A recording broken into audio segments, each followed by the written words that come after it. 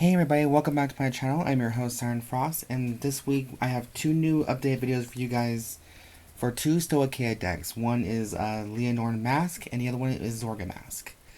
So, with that being said, so keep in mind, you guys, these decks are going to be like a little bit of an update, a little bit of an upgrade kind of thing, but I don't have all the necessary pieces to complete the Lianorn Masque or the Zorga Masque. So right now, at the start of this year, oh, by the way, Happy New Year's to all of you. I just want to say thank you very much. These two videos will be the first two videos for 2024, and both of them are end up being like Stoicheia decks. So I just feel like, you know what, why not? So this is a small update for Urara's Lianorn and Mazanori's Zorga deck. So in this video, we've been doing Lianorn Masque, and this deck has 50-50 kind of thing, because, like I said, I'll explain more on the way in the video about what this deck can use more and can use less of, but that's just my 2 cents. So let's start with the video on with the ride deck with announcing Wind of Spring Corphie for our starting Vanguard, of course. And then we also have Budding of Pleasing Sounds Gracia. We have Brilliant Tune Rektina. I know a lot of people, their ride line, oh yeah, by the way, this is the Lianorn we're using, not the one from the trial deck. Now, I just want to say a small thing to some people who do play Lianorn Masque. I can understand if you guys play some of the other cards like Rancor Chain or maybe the Aurora series in some of these custom ride lines. You guys are welcome to customize your ride lines however you want. It's just, for me personally, I'd rather have the way that the characters have it, like Urara, Haneyama. And also, before I did forget to do this in the first intro of the video, I did want to say a little bit of an update on Urara during this time. During this time, she upgraded to become a uniformer. She was not brainwashed, but maybe thinking the same as everyone else, which this is a sad time for some Vanguard players to think about, is that the uniformers are representations of people who, one, act like they're better than the other person. Two, you have to play the same deck or the same build or the same idea in order for you to win competitively or more fiercely. Third, you're just losing yourself in the process in this game because you're not thinking like your own sense of style or what you think. So that's what the uniformers were based on, and sadly Aurora got infected by that little ideology when she became a uniformer. Now, this deck does not have the same build as her actual anime deck profile that I would love to do one of these days. For most of the character deck profiles I probably would be seeing, but this is what I think her deck would be like, with a little bit of Lianorn Masque, but at the same time also combine her old self and new self together in the future for set 13 collection. But right now we're using all we can, the cards I have in my system right now, and we'll just see how this will go during down the line. So this is what I'm using right now for my confirmed ride line for Lianorn. And I'm also, it's comparable to know that I am using Team Blackout's white sleeves for the white deck and black sleeves for the main deck. Speaking of main deck, we are going to be using the Rainbow Trigger lineup because this is just how I like my decks better, and I understand it a lot better. So I'm using for heals, I'm playing 2 Flowery Tombs for the ones you get from the trial deck. 1 copy of Asher for the stand effect when your opponent Vanguard stand again. And then we also have the critical or the non-trigger critical effect, the Hedgehog. So this to me is a staple, give or take. I've seen a lot of people actually use these two together. Mainly the critical or the non-trigger effect because of Boss Sagra or Gravidia Masque or Gravidia itself or Orphist. Whatever the decks may have add an additional critical by its own effect. That's pretty much all it's here for. But also I use Asher or the other ones from the set 5 collection, the other heal triggers from that. Just in case, if your opponent's Vanguard has a restand ability, you get a power boost of 15k shield during that battle. So I don't see what the problem was with that one. The next one we have 2 draws. We're using Serene, Maiden, Lena because we like the 10k value just in case if you don't have an actual 10k in your hand. She's a good backup plan. Sometimes I even forget to do that myself. Alright, so also we have 7 criticals, this is not a bad idea. You guys can add up to 8 crits if you want, or if you want to do like a get rid of the fronts if you don't like fronts, because I know a lot of people have this ideology saying that you don't need fronts in the deck, but for me, I love it.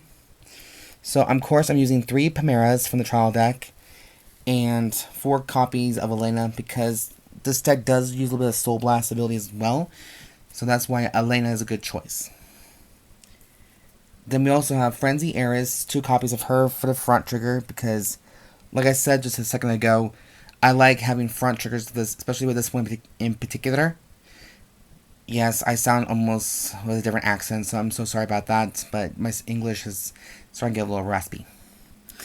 But Frenzied Heiress, for me, or any other front trigger from the set 2 collection, with the ability to add a 5k shield or raise to your 15k shield, it's very good to guard with, very much so. That's why I prefer to play it. If you all don't like front triggers and you're religiously saying you need to run 4 draws, 8 criticals, then you'll win. If that fits your playstyle, I say keep going for it. I encourage it. But for me, I like to add a bit more variety in the decks. And this is something that a good start to have. And of course, you have the Stoicheia over trigger Blessfavor, whatever you want to say it. I call it blasphemous, pretty much. Better than calling bullshit. Because everyone hates this over trigger in particular. Galgamahel is one thing, Dravidia is the other one, but this little baby here, this is the one that everyone seems to hate when it comes to Stoicheia decks. So, give our take on that one.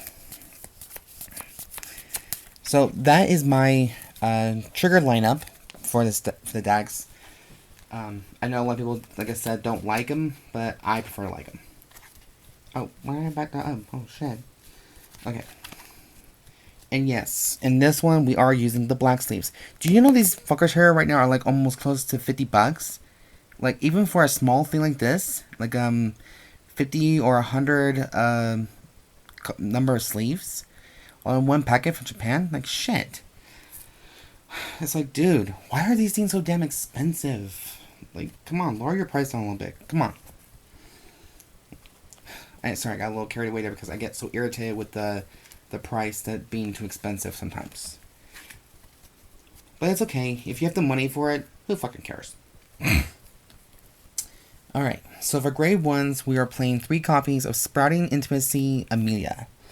When it says intimacy, are we going like really, really intimate or not too intimate? Jokes aside. Now, she's a set 10 collection card, so I'm more happy to read this for you.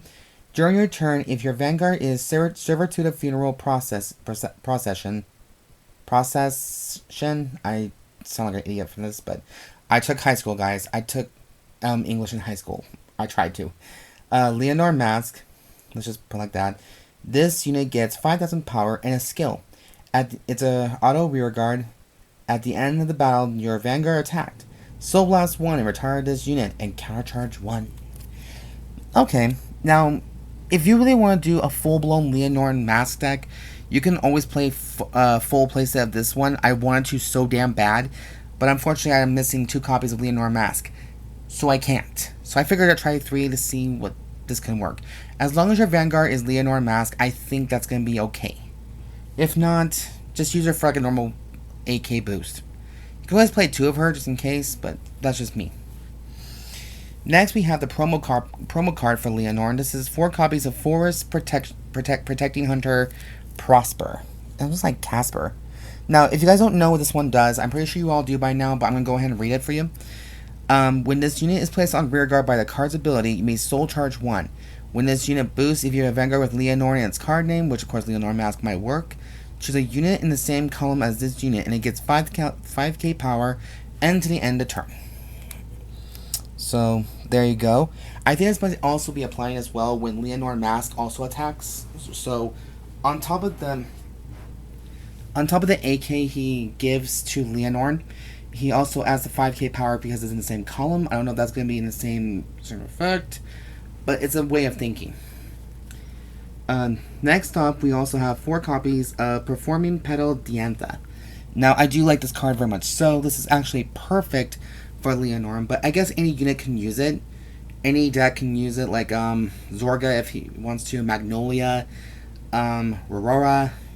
This deck alone, this card here is very generic. As long as you have a grade 3 in the graveyard, I think this might be sufficient, so to speak. Which I think, if you're doing Roaming Prison Dragon in Zorga, this card's perfect for that.